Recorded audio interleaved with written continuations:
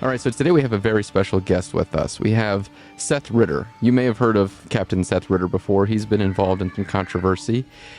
He's been a very helpful friend in a fight for the cause, and the cause is to ensure that the government follows the government's rules. But unfortunately, our friend Seth has found himself in a place where the government continues to not follow the rules. Like a background history. Yeah, so 2012, when I was serving in the Marine Corps, woke up one morning, felt like a literal truck hit me, getting ready for church. My eyes crossed, I couldn't speak.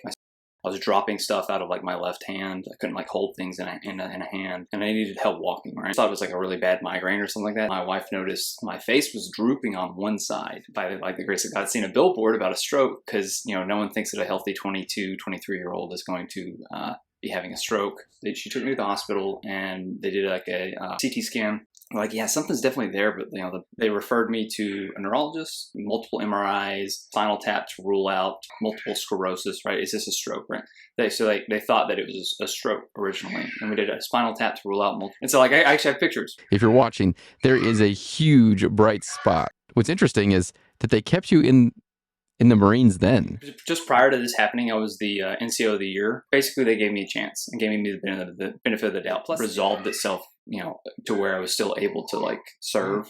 Let's kind of skip forward a bit to about a year ago. You started having some more symptoms. Is that right? My wife started noticing like delayed speech. Good days and I have bad days.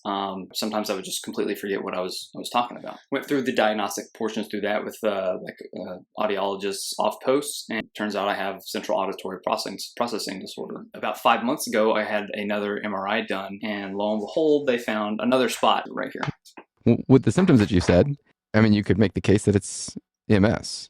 Yeah, and you saw a neurologist, and what did they say?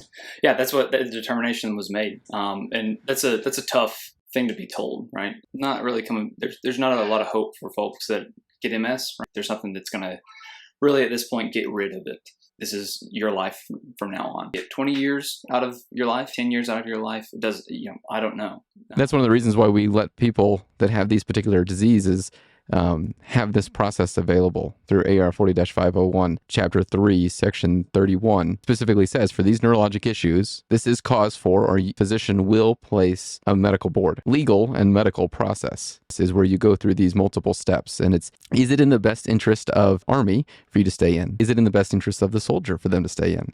But again, it's not my decision as the doctor. It is written into regulation, Army regulation, as to what happens next. To do anything but to put in that consult to start the medical board process would be going against standard Army regulation. Give us an idea of what happened 2 months ago. I discovered what would constitute a military crime.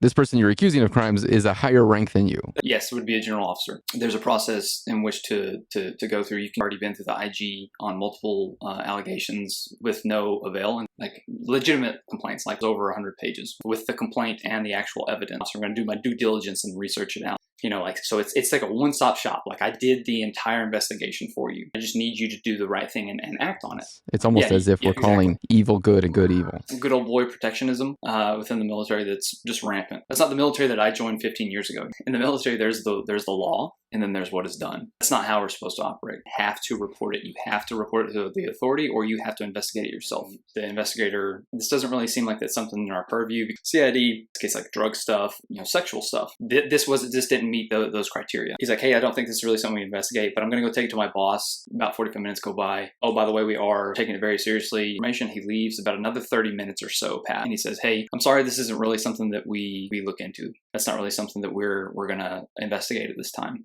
I was like, because what like military law enforcement authority is going to investigate this, right? And then he's like, oh, hey, by the way, there is a member from your chain of command here to escort you back. Because I went there by myself. Took me from the CID station over back to the brigade headquarters. They just wanted to get me checked out. Just wanted to make sure that I was okay. I began to protest just a behavioral health evaluation just to make sure that you're okay.